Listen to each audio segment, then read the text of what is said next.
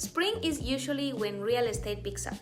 More homes hit the market, more buyers start looking, and things feel a little more active overall. But this year feels a bit different. Some homes are moving quickly, others are sitting longer than expected. And depending on who you ask, it's either a great time to jump in or a time to be cautious. So instead of headlines or general advice, let's look at what's actually happening and how to make sense of it if you are thinking about buying or selling this season. What this spring market feels like. What we're seeing right now is a more balanced market. There are more homes available compared to the last couple of years, which gives buyers more choice, but it also means sellers are facing more competition. Homes aren't disappearing overnight the way they used to. Some are still selling quickly, especially the ones that are well priced and well presented. But others are taking longer, and that's where strategy starts to matter more. So instead of a fast, rushed market, this one feels more thoughtful.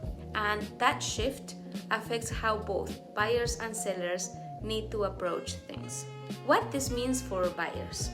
For buyers, this kind of market can actually be a good opportunity, but only if you approach it the right way. There is a bit more breathing room now. You may have time to see a home more than once, compare options, and think things through instead of making a decision in a few hours.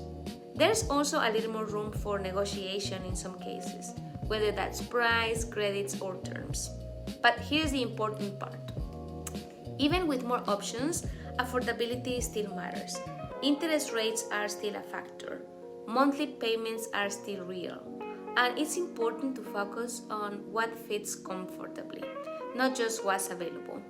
So for buyers, this market rewards clarity more than speed. What this means for sellers.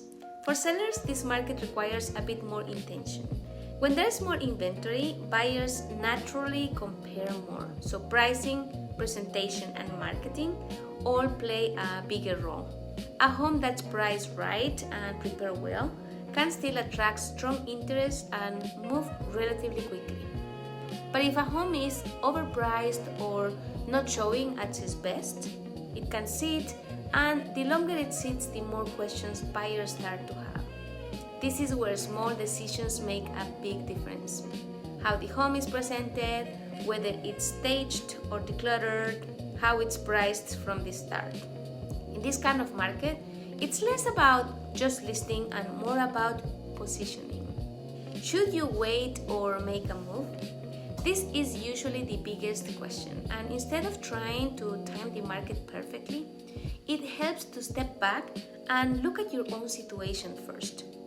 If you're planning to stay in a home for several years, short-term shifts matter less than long-term stability. If the numbers feel tight or uncertain, it may make sense to take more time and prepare. And if you already know a move is coming, whether for lifestyle, family, or work, then the focus becomes making a smart, well-planned decision within the current market, not waiting for a perfect one. There is no single right answer, but there is a right approach for each situation. What to pay attention to next? As we move further into the year, there are a few things worth keeping an eye on. How inventory continues to change, whether homes start selling faster or continue taking longer, and how interest rates move, since that directly affects affordability. Instead of reacting to every headline, it's more helpful to watch the direction things are moving in over time. That tends to give a clearer picture than any single update. This spring market isn't about rushing. It's about understanding your position and making decisions that actually fit your life. If you're thinking about making a move and want to talk through what this looks like in your situation, feel free to reach out. And if you enjoy this type of videos, there's more content here that walks you through the process step by step. You can subscribe and give it a like. See you in the next one.